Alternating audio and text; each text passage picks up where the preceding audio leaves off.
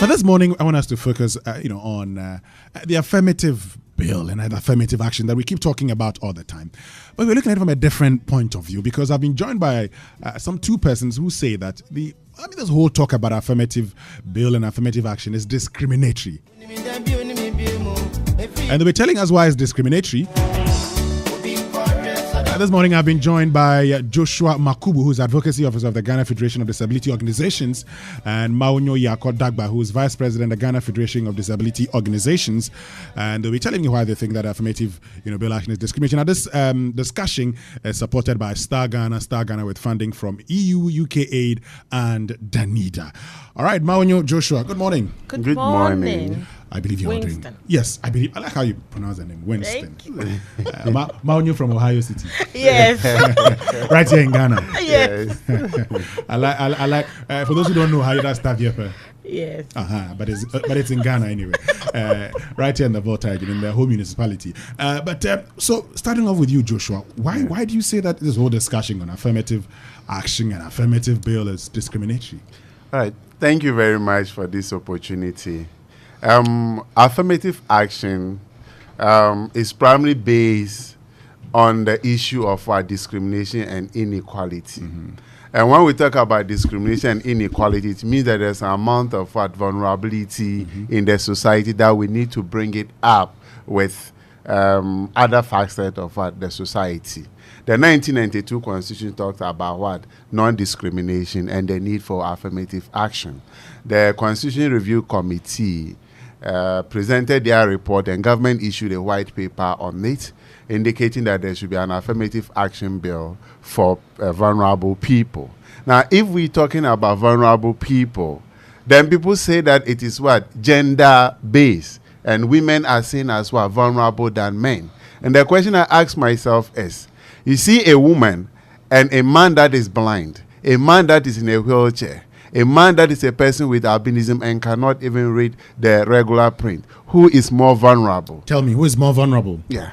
Tell me, who's more vulnerable? Yeah, obviously the person with the man that is blind or the man in a wheelchair is more vulnerable than a woman who has no disability. So if there's going to be any affirmative action bill, it should cover all vulnerable groups, including women. But the current affirmative action gender equality bill is talking about only women. And we think if that is what we are going to have as an affirmative action bill, we have still not satisfied the provision of having to cover vulnerable people, and the bill remains discriminatory. Maonyo, you are a woman, so at least that shouldn't be a problem for you, should it?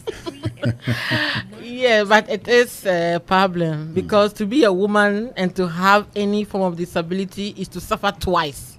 And so the affirmative action should address both gender equality and non-discrimination issues.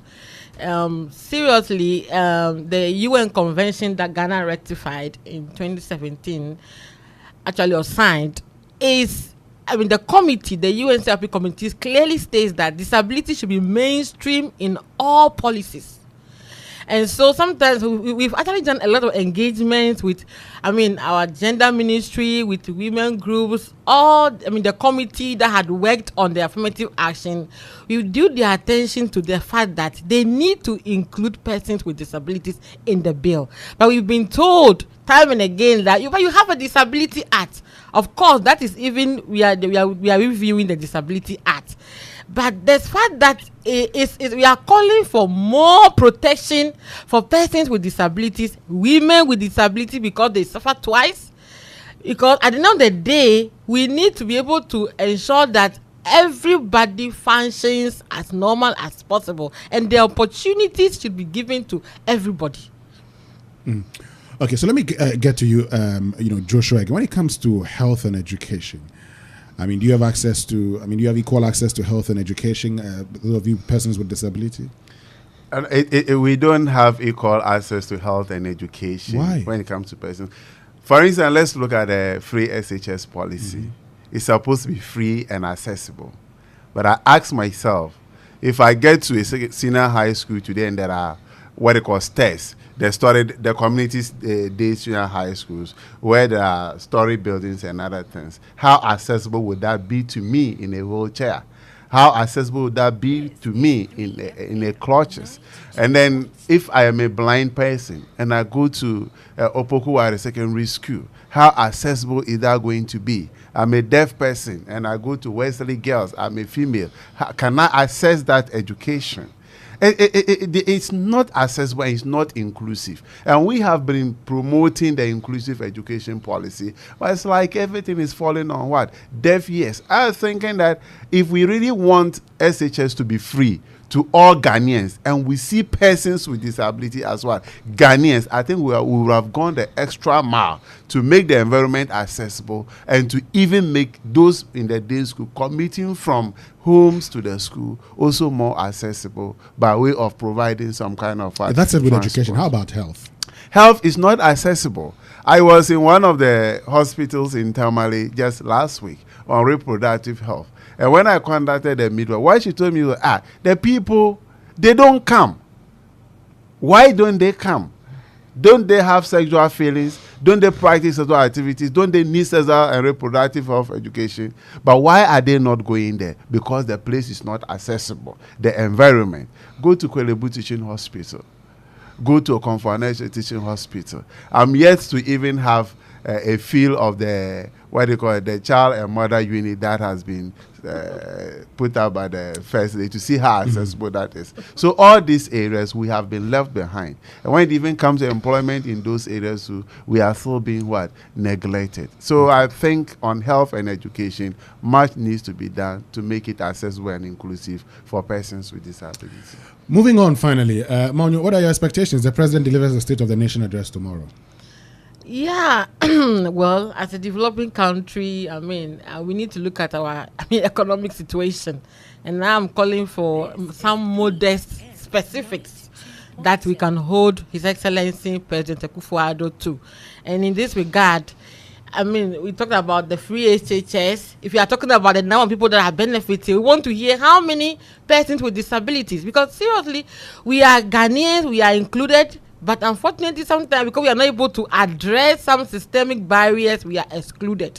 So we need specifics. If it's employment, how many of those employment spots have been given to persons with disabilities? We are not saying they should lower the bar for us, no. But obviously we have, many persons with disabilities have gone through school, and are employable. But unfortunately, because of the superstitions and the discrimination by hiring professionals, sometimes they are left out. So we need to make that effort, create that opportunity for them. If you are employing these number of people, can we see if 2 or 3 people qualify? It's an example. So we want to see specifics in his State of the Nation address, telling us that because we know that government is committed to inclusive development, and so disability issues should be key. And when we are giving a State of the Nation address, we want to hear on that front what is happening, so that we can also tell ourselves that our advocacy is going on and we are achieving the expected results. Thank you. Thank you. Finally, Joshua. Thank you very much. The President, His Excellency Oduro-Denkyi Akufo-Addo, is delivering his State of Nations address. That's the second one. When it comes to disability, I expect him to say something different from the 3% common fund to persons with disability. What different do you expect? Yeah, I expect him to be talking about the human rights of persons with disability. And again, when he's talking about the affirmative action bill, I expect him to talk on what? A more inclusive and non-discriminatory affirmative action bill, and not the current gender equality bill that is being put before him.